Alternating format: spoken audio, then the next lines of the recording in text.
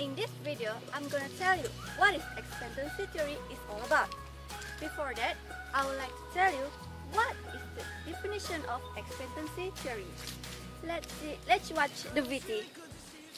I know you've been lost, I'm glad you got found, 'cause I've been a little lost myself. Expectancy theory explains the situation where people exert effort to achieve expected task performance with the ultimate objective of receiving desired rewards. Basic idea of the theory is that people will be motivated because they believe that their decisions will lead to their desired outcome. This theory is built upon the idea that motivation comes from a person believing they will get what they want in the form of performance and rewards. Although the theory is not all-inclusive of individual motivation factors, it provides leaders with a foundation on which to build a better understanding of ways to motivate subordinates. Vroom defined expectancy theory as a situation where people consciously chose a particular course of action based upon perceptions, attitudes, and beliefs as a consequence of their desires to enhance pleasure and avoid pain. Simply said, Vroom suggests that an individual's perceived view of an outcome will determine the level of motivation. It assumes that the choices being made are to maximize pleasure and minimize pain. He realized that an employee's performance is based on individual factors such as personality, skills, knowledge, experience, and abilities. He stated that effort, performance, and rewards are linked to a person's motivation, whereby he believes that individuals have different sets of goals and can be motivated if they believe that there is a positive correlation between efforts and performance. Favorable performance will result in a desirable reward. The reward will satisfy an important need. The desire to satisfy the need is strong enough to make the effort worthwhile. To support his statement, Vroom then introduced three elements of expectancy theory. They are expectancy, instrumentality, and valence. The first element is expectancy. Expectancy is the belief that one's effort will result in attainment of desired performance goals. The more we exert effort, the better the performance. This is affected by factors such as self-efficacy, goal difficulty, and perceived control. Self-efficacy, whereby individuals perceive that they have the required skills or knowledge desired to achieve their goals. Having the right resources, such as time and raw materials, having the necessary support to get the job done, such as supervisor support. Goal difficulty, whereby too high performance expectations with no adequate resources provided will make it difficult to reach the goal, thus will lead to low expectancy. Perceived control, whereby an individual perceives that he has control over the expected outcome. When an individual perceives that he has the ability to achieve desired outcome, his expectancy level is deemed to be high. Otherwise, his motivation to act will be low. Next is instrumentality. Instrumentality is the belief that a person will receive a reward if the performance expectation is met. He knows that he will be rewarded when he performs as expected of him.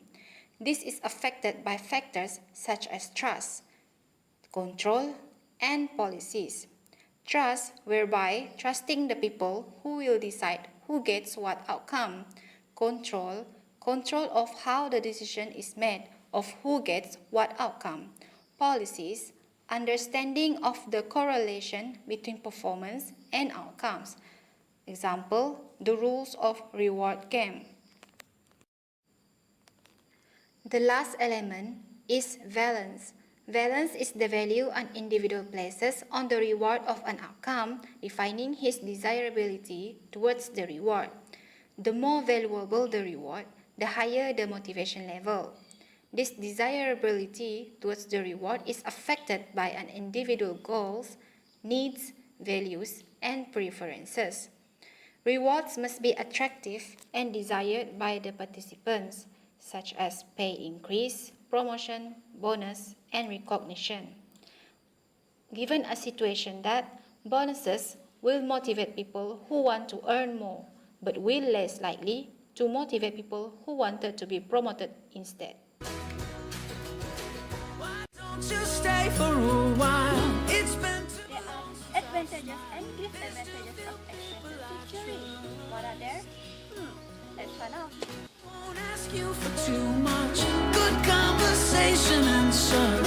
And if I'm being honest, There are several advantages and disadvantages of expectancy theory. The first advantages is it is based on self-interest individual, whereby who wants to achieve maximum satisfaction and who wants to minimize dissatisfaction. Second, expectancy theory rewards or payoff, where a person will be motivated to put forth high level of effort will result in the higher performance and thus better reward. Third, focus on psychological, where final objective of individual is to attain maximum pleasure and least pain. you cross my mind. Good company is hard to find. Disadvantages of expectancy theory. First, it is idealistic. The expectancy theory seems to be idealistic because quite a few individuals perceive high degree correlation between performance and rewards. Second, application of this theory is limited, as reward is not directly correlated with performance in many organizations. It is related to other parameters also such as position effort, responsibility, and education. From time to time, you cross my mind. Do you know that expectancy theory has several limitations? Well, let's find out what are the limitations of expectancy theory.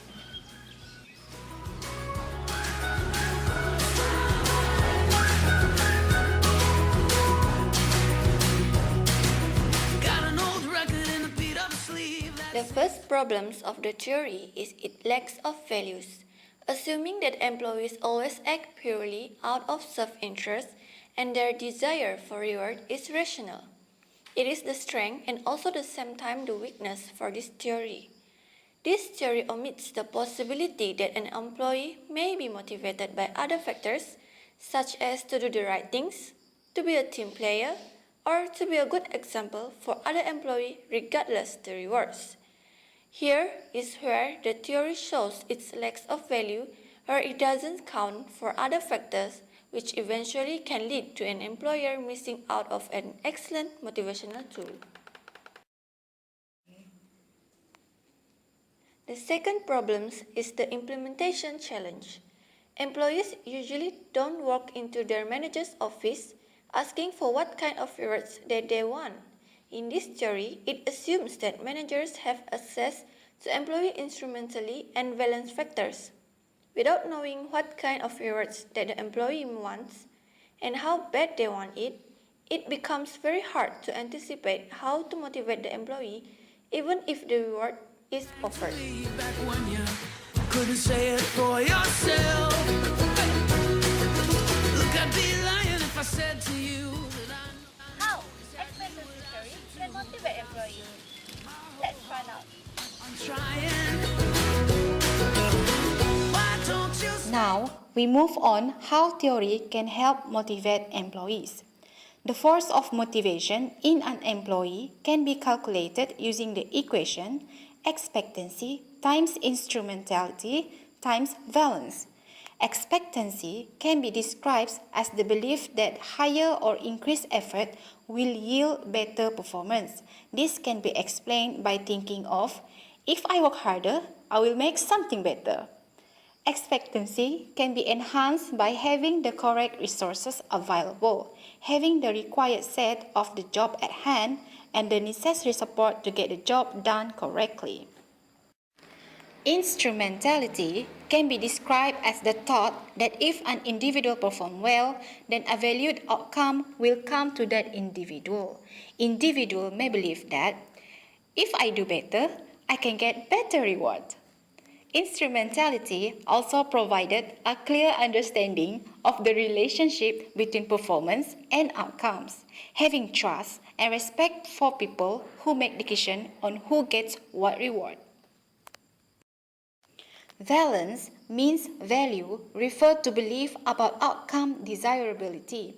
This can explain by thinking, do I want a big raise? Is it worth the extra effort? Do I want a promotion?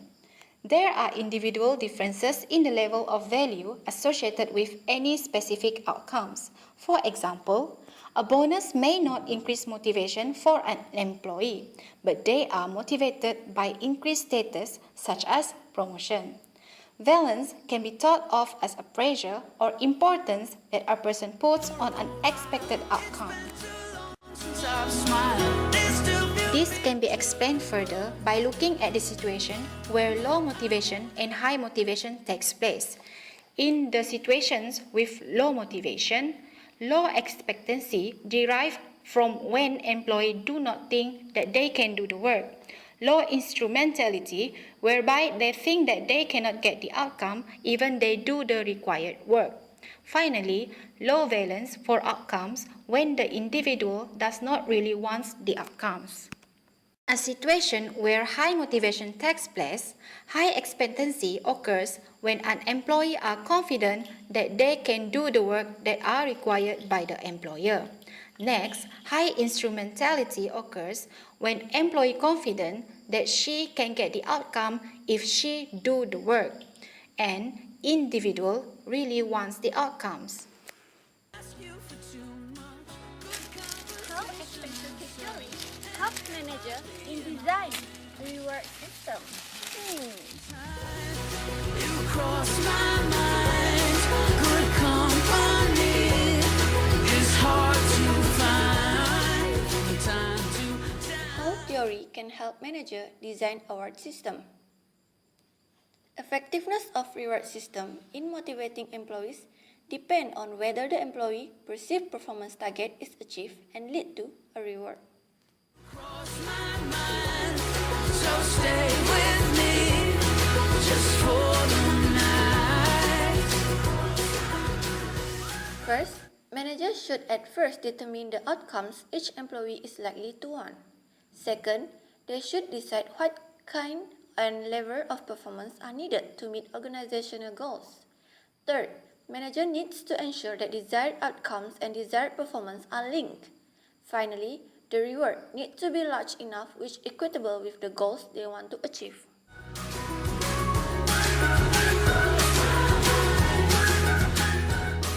Let's find out the applicability of expectancy theory in the modern world.